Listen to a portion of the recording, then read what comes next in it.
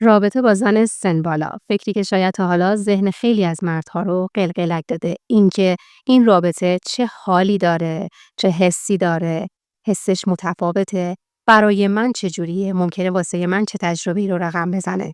اگه این کنجکاوی‌ها برات آشناست، توی این ویدیو با من همراه باش که بهت بگم یه زن سن بالا تفاوتش با شما فقط اون اختلاف عدد توی تبلیغ سنتون نیست. بلکه تفاوت در عمق تجربه هاشه، در عمق خواستناشه. اون زن یه چیزی فراتر از اون چیزی که توی ذهن شماست رو میطلبه و آقایونی که لذت این رابطه رو تجربه کردن بلد این تفاوت ها بودن. تو هم اگه میخوای بلد بشی حواستو بده به صحبتامو، برام کامنت کن که آیا تجربه چنین رابطه ای تو حالا ذهنتو مشغول کرده؟ کامنت کن بله یا خیر. یه خانم سن بالا که قبلا هم احتمالاً یه بار، دو بار یا حتی چند بار وارد رابطه جدی شده، قطعاً توی هر رابطه مسائلی رو تجربه کرده و هر رابطه مسائل خودشو داشته و هر جدایی یا کات شده براش کوله باری از تجربه. پس قطعاً الان حساستر هست و اینکه دلش واسه کسی بلرزه و دلش پیش کسی گیر بکنه، واقعاً این اتفاق آسون نیست براش. بنابراین مردی دل این زن رو میبره که مهارت داره. مهارت چی؟ مهارت جذب، مهارت توجه، مهارت محبت. و در این شرایط که یه خانم حساس با تجربه که داره موشکافانه زیر نظر میگیرتش، خوب بلده که دلبری سالم بکنه و وابستگی سالم ایجاد بکنه. اینجا حرف از دلبری و محبت کردن زدم. شاید الان توی ذهنت غرق شدی در جملاتی که مضمونش محبته.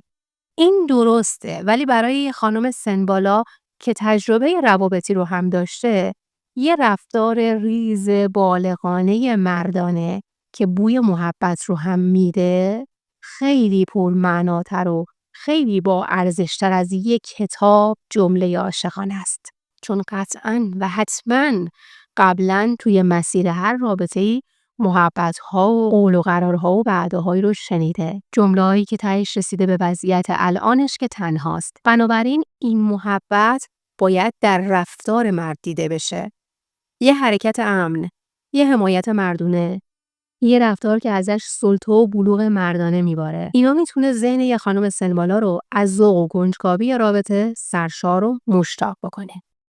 اما یه نکته اینجاست که اگه ندونی این رابطه رو باختی. درسته که ما گفتیم برای جذب یک زن سن بالا لب و دهن و حرف خیلی به کار نمیاد و رفتارت که کار رو جمع میکنه، اما امان از وقتی که حتی یه ذره حس ترحم توی این رفتار شما وجود داشته باشه. حس ترحم، حس این که از تو که سنی گذشته ولی من الان با تو میخوام باشم، که متاسفانه خیلی معذرت میخوام که اینو میگم، ولی این حس و این دیدگاه از شعور پایین یک مرد میاد.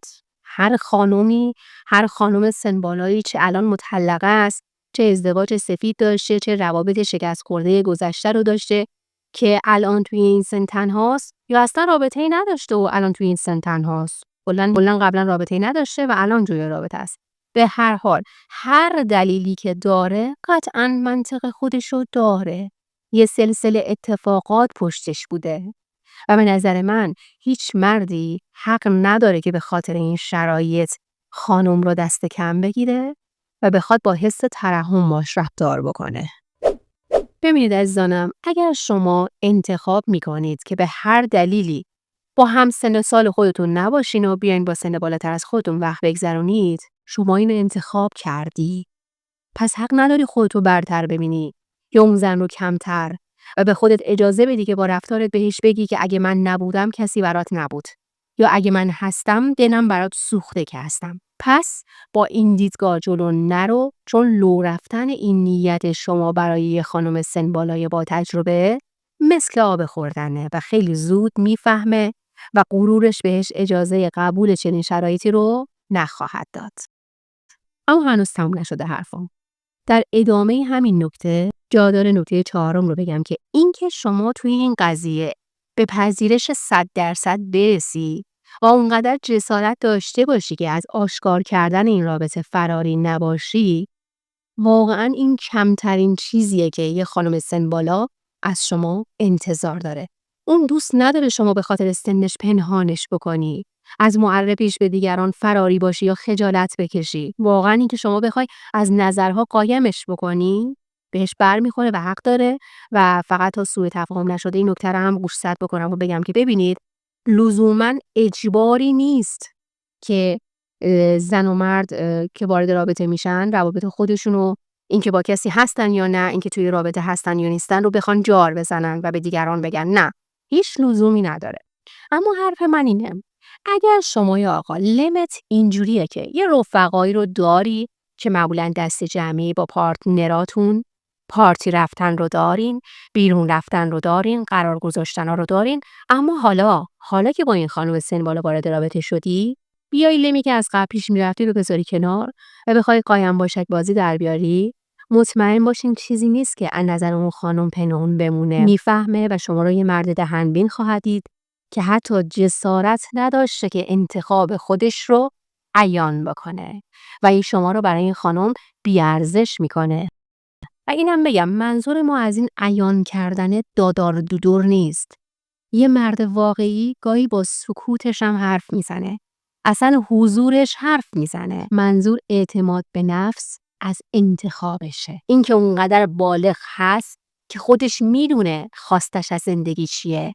نیازی به توضیح برای کسی رو نداره و قطعاً که چنین مردی برای هر زنی جذابه، ولی داشتن این ویژگی در مقابل یه زن سن بالا واجب و ضروریه. اون زن سن بالا تا الان خودشو ساخته، این اعتماد به نفس رو ساخته، این انتخاب رو ساخته. منم که تصمیم میگیرم چی به صلاح منه، پس انتخابمو قایم نمیکنم. نیازی ندارم یه به کسی توضیح بدم. اون خودش این ویژگی ها رو داره و خیلی راحت میتونه در شما بسنجه، نگاه بکنه. و اینو همیشه یادت باشه که زنی که سنش بالاست خیلی کم ممکنه که احتمال داره که فریب بخوره و همه چیزو تشخیص میده. اون دلش میخواد که کنار تو راحت باشه، امنیت روانی داشته باشه، نمیخواد که حضورش سانسور بشه. اگه حضورش سانسور بشه ممکنه فکرهای تحقیرآمیزی توی ذهنش بیاد که نقشه‌ای در پس این رابطه است. این نزدیکی فقط به هدف لمس و رابطه فیزیکی شاید و هیچ هدف روشنی برای فرداش نیست که اگر هدفی بود، اگر این رابطه قرار بود ادامه دار بشه و آینده‌ای داشته باشه، پنهان کردنش معنایی نداشت. خب بریم سراغ مورد پرهیجان بعدی. فقط این که یه کامنتتونم بشه لطفاً تا این ویدیو رشد بکنه. کامنت گذاشتن شما باعث رشد ویدیو میشه و ممنونم ازتون. یکی از قوی ترین نیازهای خانوما، حالا نه سن بالا، تمام خانوما، از مرد مورد علاقه شون اون حس زنانگی، احساس زن بودن، احساس ظریف بودن، احساس لطیف بودن رو بگیرن. یعنی مرد باعث بشه که این احساس در اون زن به وجود بیاد. حالا شما حسابشو بکن، شما باید چقدر قوی، چقدر امن، چقدر باگذشت و چقدر حمایتگر باشی که یه زن که سنش هم بالاست و 4 تا پیرن از شما بیشتر پاره کرده بتونه که این حس رو از شما بگیره. واقعا همه خانوما عاشق اینن که حس بزرگی و پدری رو از مردشون بگیرن. دلشون میخواد پیش مردشون بچه بشن. حالا فکر کن چقدر باید بالغانه رفتار بکنی که یه زن با تجربه سن بالا حس بچه بودن کنار شما رو تجربه بکنه. حس شیرین پناهگاه داشتن. بحث ظرفیته. شما یه کتری کوچولو رو آب کنی بذاری روی یه شعله کوچولو از گاز، جوابه و سریع اون جوش میاد. اما یه کتری بزرگتر رو باید روی شعله بزرگتری بذاری. آتیش بیشتری میخواد تا داغ بشه و جوش بیاد.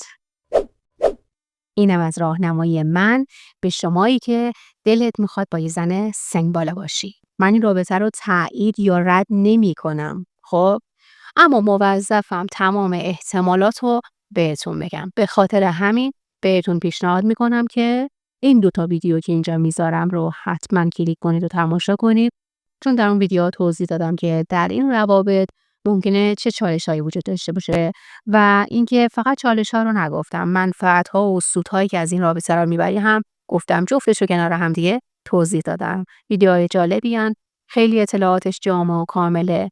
پس کلیک کنید و تماشا کنید. کامنت هم فراموش نشه تا ویدیو رشد بکنه. خیلی ممنونم از همراهی قشنگیتون. اگر کانال رو ساب ندارین حتما ساب بکنید تا با ویدیوهای بیشتری در خدمتتون باشیم. مرسی.